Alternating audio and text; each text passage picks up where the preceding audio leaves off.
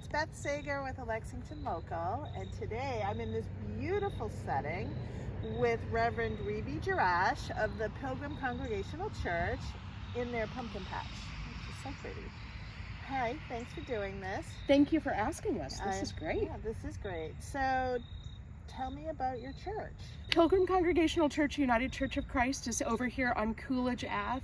And in October, we're famous for our pumpkin patch. We've been doing this for about 10 years. Okay. But things that you might not know about Pilgrim if you were just happening to go through the neighborhood. We are an open and affirming congregation. That's one of the things that our flag in the background tells folks, that we're fully welcoming of LGBTQIA plus folks. We have a fantastic choir and music program here at the church.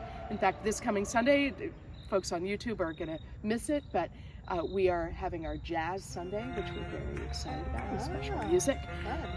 We also have a great youth program. One of the things I'm proudest of with our youth is that once a month they provide 50 meals to food insecure folks in Cambridge, which is just a phenomenal thing for our youth group to have. They committed to doing this close to a year ago, and they've been consistently every month doing this through the outdoor church in Cambridge, which is really great. That is nice. Yeah. Our congregation is a congregation of artists. We have a lot of visual artists. Really? Some folks who are even on display in museums all over the world. Some folks who have been on display at LexArt very recently, even this year. So we're a musical and artistic congregation. We're a very inclusive and welcoming congregation. We've got a great kids and youth program. And then we have this fabulous building, which I just have to say, in October, it is absolutely in its glory.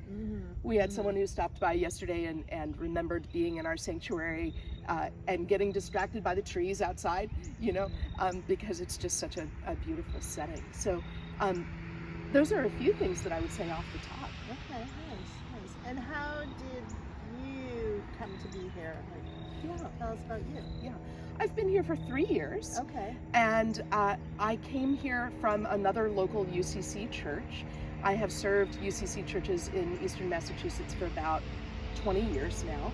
And I came here because this is a very welcoming congregation, very progressive and very artistic and creative and justice oriented. And that was what I was looking for in a pastorate. So I'm very excited to be here. I did my training at Harvard Divinity School, and I actually still have an adjunct role there counseling current students who are considering ministry. And so that's fun. I feel that every time I go in and meet with our students, I learn something new about what ministry is in this moment. So that's another thing that I do outside the walls of Pilgrim. I'm also an active participant in the Interfaith Clergy Association. Okay. Last year I was one of the officers, but I've rotated off from that. And I also have a little bit of a history of doing climate action work as a volunteer. So those are a couple of the things that I do professionally outside of the walls here. And then I have a spouse and a teenager. Oh, wow, okay. So, yeah. All right, nice.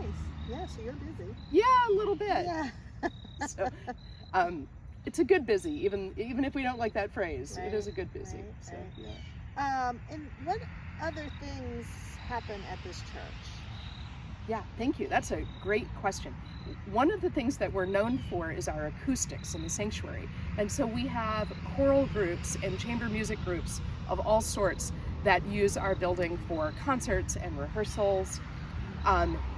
We have the Lexington Chamber Music Group, which is a group of high school students that do string instruments that use our building 4 or 5 days a week. We have a chess instructor who offers chess lessons. Oh, really? Oh. And then I couldn't list off all of the different groups that use our building on occasion. It's a very well utilized space because it's beautiful, it's well maintained. And then the really exciting thing for us building wise is that we welcomed a new preschool that opened just under a month ago, and that is Lexington Creative Start, which is a program of Communities United. They are a really exciting program. They offer Head Start programming as well as general preschool programming, and they now have 20 students enrolled, and we can't see them from here. They're just right around the corner of the building, but they're having a great time down there, and we're so excited that they're part of our space now. That's nice. Nice. So, I mean, if I had an event, could I like rent some of your space? Or is it just people in the congregation, or? Yeah, depending on the event, we absolutely would welcome outside users. And for example, just prior to COVID, Lex Pride used our space for an active bystander training, and we've had all sorts of events. Some for community organizations, we may even be able to offer at a discount or free, depending on if it's something that overlaps with our mission as a congregation. Right now, we're renting mostly to groups that are having meetings or rehearsals or concerts, rather than things that involve food. So we also used to be known as the birthday party church, and we're not doing birthday parties right now, partially due to COVID, just wanting to be able to reduce the amount of eating and food sharing that's happening in the building. But other than that, yes, we would welcome your email. You can email admin@pilgrimcongregational.org, and we'll get you, we'll check the calendar. Is there anything else that people in town should know about your church? Oh, I think there's lots that. Okay, good. Lots, absolutely.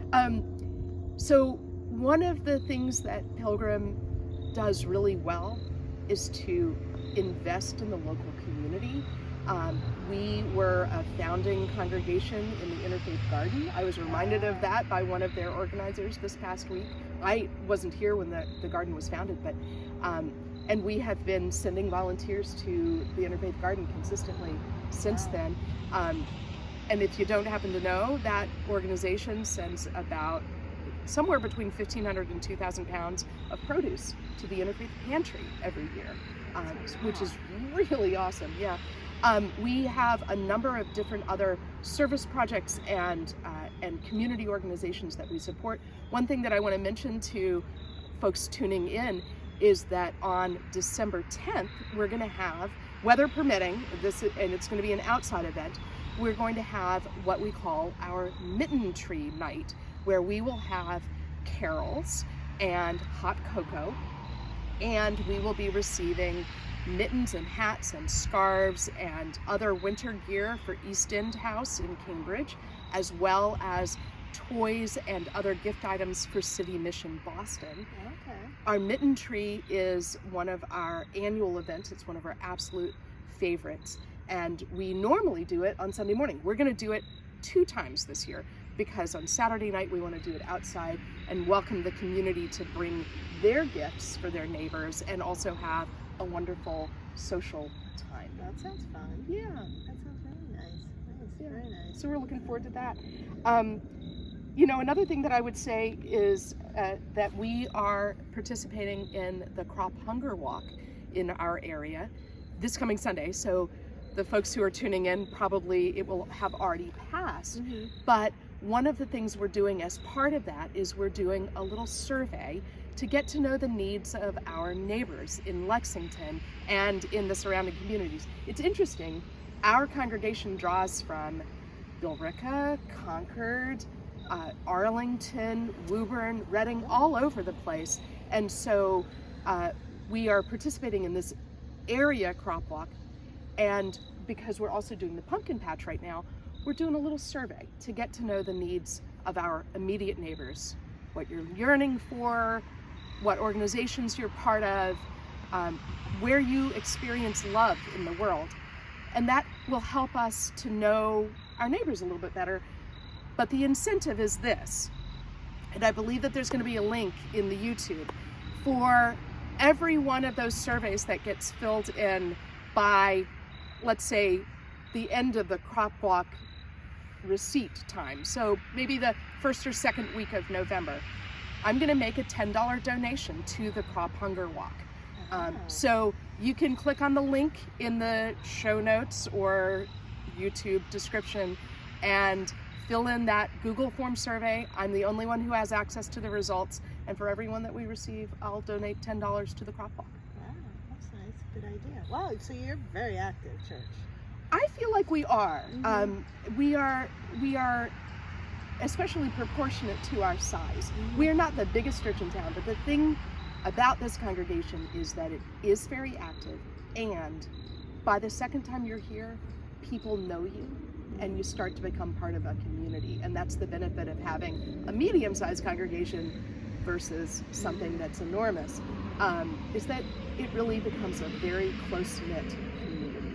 I just want to go back to the Jazz Sunday, and I know Sure. it might be too late, but Yeah. that is something that you have in your service, or it's okay? Yeah. All right. Yeah, and let me tell you about it, because you can find it on our YouTube channel, which is youtube.com/pilgrimlex, and it'll be on there by the 25th of October. Okay. So folks who might want to check out what it was like, or check out our organ concert, which happened in September. The jazz service is a regular Sunday morning worship service with jazz music. Our choir is singing a jazz alleluia, and we have some jazz instrumentalists. We're also very pleased to have a guest preacher, Reverend June Cooper, who is the theologian in residence at Old South Church in Boston, as well as having been the executive director at City Mission Boston. So, and she's a friend of the congregation and a friend of mine, so we're very pleased that she's going to come. We're going to have some jazz arrangements of our hymns.